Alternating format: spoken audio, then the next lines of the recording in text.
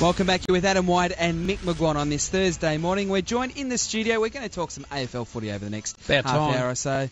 Mickey's been waiting for this for about 3 weeks.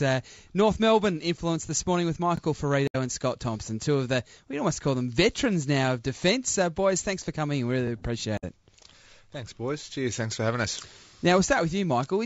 Would you call yourself now one of the veterans of the team? Because it is a fairly young group that Brad Scott's got at Arden Street. Yes, it certainly is. I don't like to be called a veteran, but I'm actually the third oldest on the list, so I've just clicked over to 28. Third oldest? And the third oldest, so we're a really young list. There's Drew Petrie, who's older than me, and then Boomer Harvey, who's about 40 and still producing results. So, yeah, we're very young, and but we've got a nice age of boys like Jack Zeeble. I think he's just about to turn 21, and he's certainly going to be a future leader. And Andrew Swallow, and then in that in between sort of range, Hamish McIntosh, Daniel Wells, Aaron Edwards. So there's a good mix. Well, I guess, sorry, Mick, just with Scott, how many games have you played now? 72, I think. And how old are you as well? I'm 25, turning 26. So. See, because you're also not many games of experience, but you're seen as pretty much now being one of the leaders of defence. You finished top 3 in the best and fairest on a couple of occasions, I think, now. So, you've got experience to a certain extent, but 70 games and being seen as one of the leaders of the footy club, it's a bit daunting in a sense. Yeah, getting drafted as a 21-year-old, yeah. You don't get to play as many games, and I think I'm the 8th oldest or something at the club, and only been there for about 5 years. So it is a bit daunting. Mick, to you, just in relation to being one of the elder statesmen, in terms of your management of your pre-season, is that the norm, more or less, you're in with everybody, or do you get managed differently to the rest of the group? Yeah, no, I'm sort of still at the stage where I'm in with the rest of the group. Yeah, Boomer Harvey and Drewy, who's had some foot problems before, they get managed a little bit with swim sessions and everything like that. But thankfully enough, when my swim sessions come, I swim like a rock in the water. So I'll do anything to stay out in the park. But no, I've been pretty good thus far, and I've been able to stay out on the track with the boys the entire time.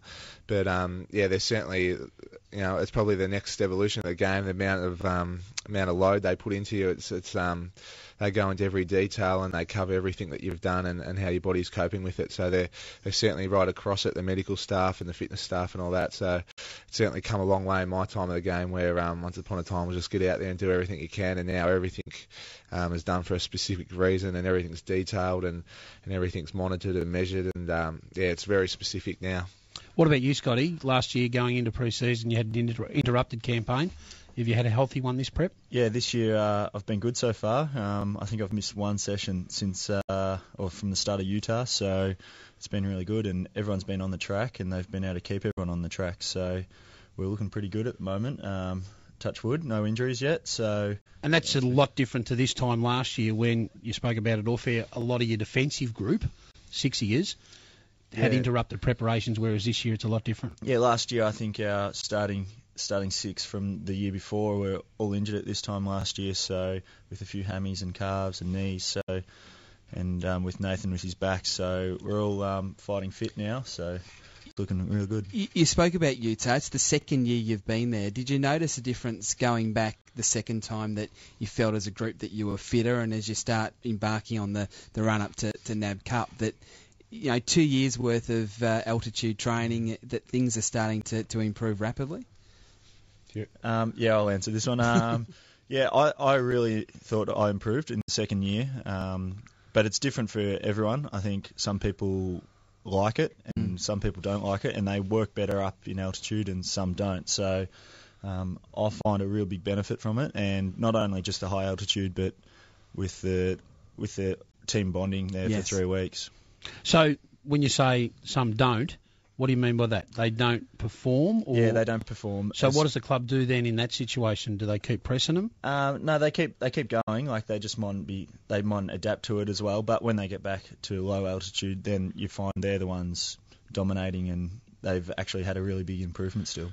We call little Patch Adams. He's a high altitude specialist, because we get there and he dominates. He leads the runs and he smashes everyone, and then we get back to Melbourne, and he's still a good runner, but he's not dominating as much as he does up in Utah. So he's thinking about relocating there permanently and just becoming an athlete. Well, this is a question to you then, Mick, because you've experienced when you've just trained at home, and the last couple of years you've gone to Utah.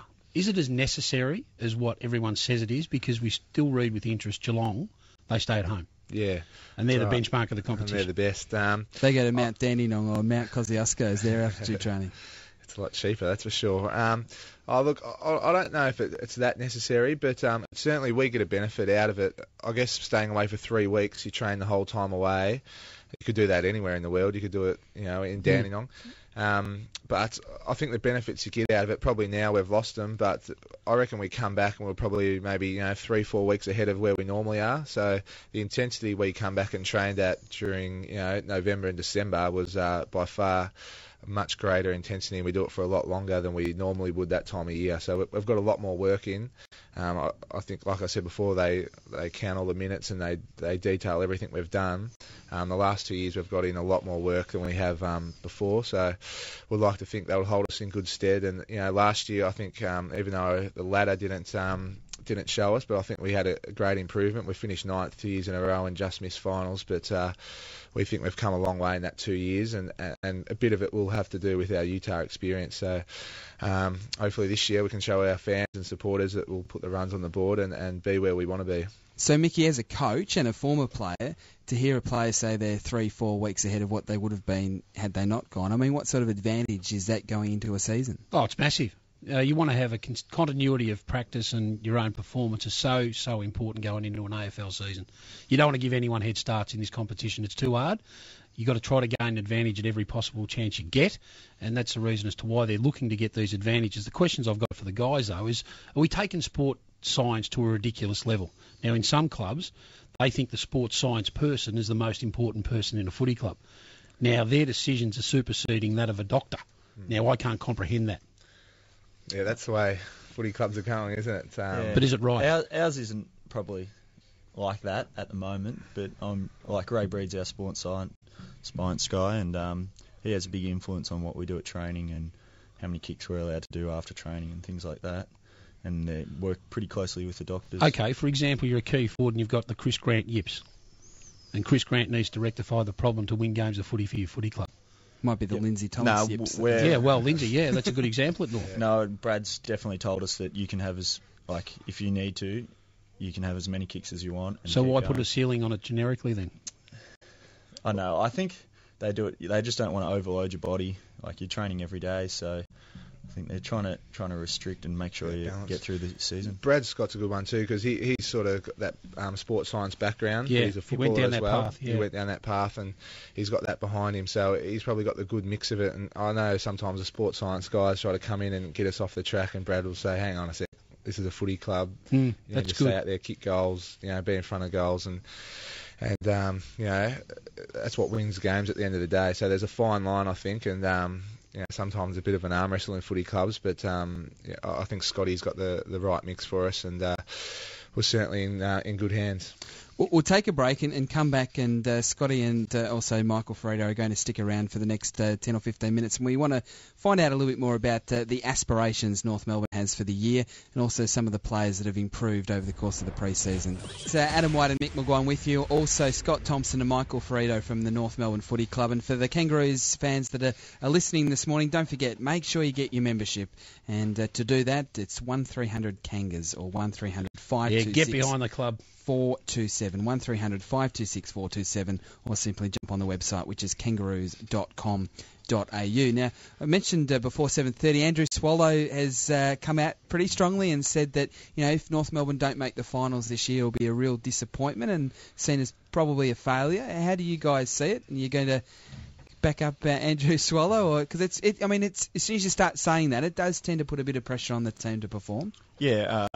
Last 2 years we finished 9th and on percentage last year, so I'd be expecting us to have a really good season and to push the 8. I'd be very disappointed if we don't. And we've had our list isn't that young, but they're all mature now, and everyone's had a couple of seasons under their belt. So it would be. I reckon it's a good time for us to get going and start playing some finals footy. I reckon there's 17 other clubs are thinking like that. Maybe not GWS and maybe not Gold Coast at this stage of their development. Yeah, what's going to change from being 9th team to being a top 8 team, maybe a top 4 team? What do you have to do differently, personnel-wise or style-wise, to make sure you actually get to that top echelon?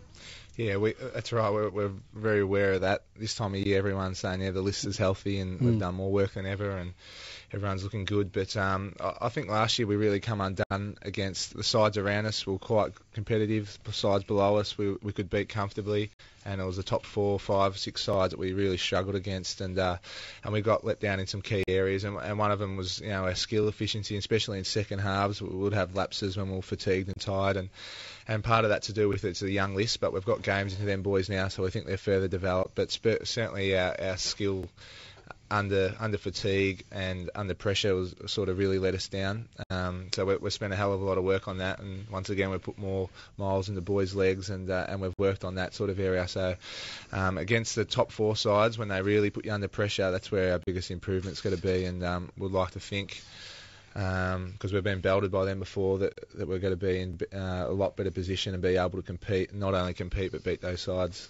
I covered a lot of North Melbourne games this year and saw you play some unbelievably good footy. Exciting brand. Yeah, absolutely. And then against the better teams, just almost seem to go into your shell. Is it almost, you talked before about some of the skill-based things to improve, but just mentally, is there a bit of a hurdle as to a belief issue maybe about being able to be competitive against the good teams, or is it just the simple fact that you've got a certain game style that doesn't match up well against a team like a Collingwood, for example?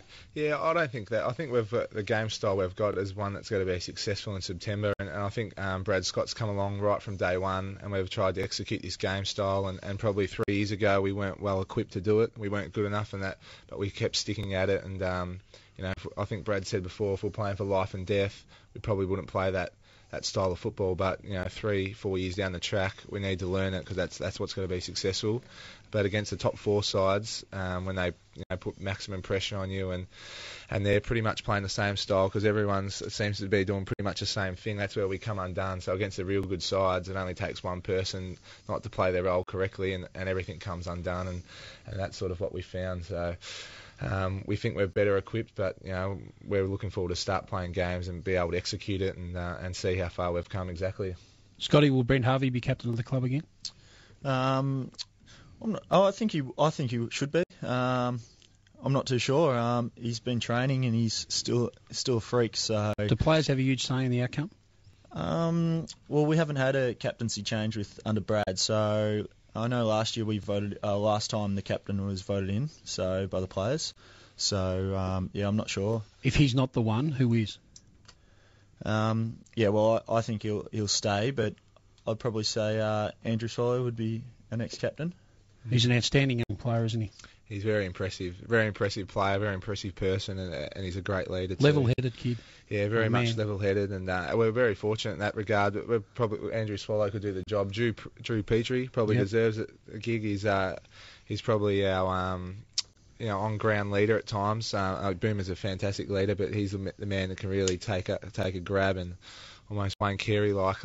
No one's ever going to compete with him, but some of the things he does for us in games, he's certainly dominant. And Jack Siebel's the other one who probably is going to be a great leader in the future. And he's almost 21, and I think Duck was skipper at 21. So well, it's funny you mentioned that. We spoke about Melbourne this morning. I haven't got any problems with the Jack Trengo over 20 getting the mantle.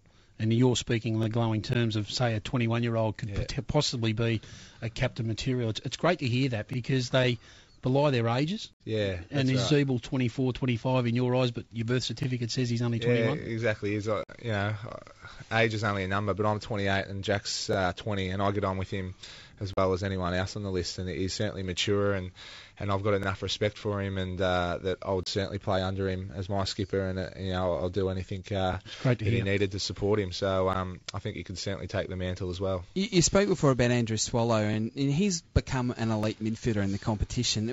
There was that time there where he actually couldn't even get in the team. He started his career okay, and then he went through that lull. What improved? What made him the player he is now? I know it's a bit of a tough question. Yeah, it's a pretty tough one, because he played his first season, played every game, and then the next year only played maybe one or two, and then I know at the start of the year he won his first best and fairest. I don't think he was going to play the first round, and then Liam Anthony got injured, and then he ended up winning the best and fairest. So I think he's just worked really hard, and he's obviously put on a lot of size as well. So, and he he works hard and he trains hard and he knows everything about the game, and he's just a real competitor. Scott, are you happy to see Barry Hall retire? Yeah, no, we got through the last game incident-free, so it was good. Is that part of your makeup to be an antagonist? Because, talking to you now, you're a pretty quiet sort of guy, but you get out on the field, and is that sort of... His nickname's Fever. Well, does that help you get the best out of yourself to be that antagonist? Or is that something that maybe Brad would want you not to be so much when you're playing last line of defence and not giving away free kicks? Yeah, I don't reckon I give away too many free kicks. I've probably gone away from that a little bit, but I think just putting a bit of touch on your opponent, it just makes me know where my opponent is, and so I can stay right next to him so he can't just get an easy mark on me. So it's kind of a mental thing for me just to be close to my man. Nothing wrong with playing on the edge, is there, Scotty? No. Nothing wrong at all. I just want to talk about Cam Peterson. I'm wrapped for him. A young fella, great story, rookie upgrade, no more night shifts at Bunnings. No, 2-year contract. He used to almost be falling asleep in meetings. Everyone's thinking, what about this bloke? He doesn't even want to be He's here. not listening.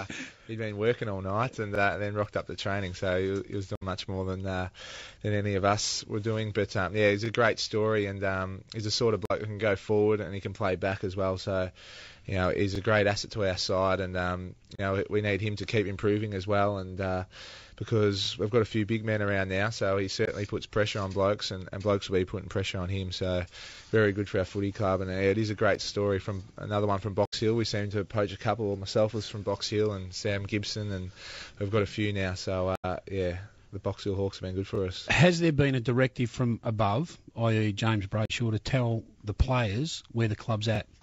Because this, from all reports, is a must-improve year. On field, off field? No, JB's obviously come in and talked to us about our debt recovery and trying to knock off the debt. What role are you players going to play in that? Well, first of all, we probably want to be competitive on field against the top teams as well and have a really good season, and that always helps to get the members up. But it's really up to our members to help us out and stay loyal. Just one final one, because we're running short of time. We could speak to you for much longer, but I just want to get an update on Daniel Wells, because it was a fantastic year from Daniel last season and became that we were talking before about Andrew Swallow, became that elite player. But then he had that terrible setback with that operation. Is he going okay, and will he play round one, or what's the latest with him? Yeah, he's certainly doing a lot of work. He's all the running and everything like that, and skills. He's out in the park. It's just contact. So. All our contact drills, he'll still take part, but he wears the yellow bib, and no one can touch him. So it's almost like a game, because not too many blokes can catch him. But he's certainly in that regard, he's done a lot of the work. So physical conditioning, he's still able to do his weights, still able to do his running and all that sort of thing. It's just the tackling and the bumping that he hasn't had anything of. I'm not too sure. I think the doctors back then were saying it would probably be miss round one, but he's come a long way, and I'm not too sure what the latest is, but fitness-wise, he'll be ready to go round one, whether the doctors give him the tick. Absolutely, absolutely. Look, guys, thanks for coming. We really appreciate it so early in the morning before training, and all the best going into this season. Hopefully, you can just get that one rung higher up in the ladder and play finals this year. What's that membership number, Whitey? The membership number is 1300 526 427, or you can jump on the website as well, kangaroos.com.au. Boys, thanks for coming in. Appreciate it. Thank you. Good on you, fellas. Scott Thompson and Michael Firrito from the North Melbourne Footy Club.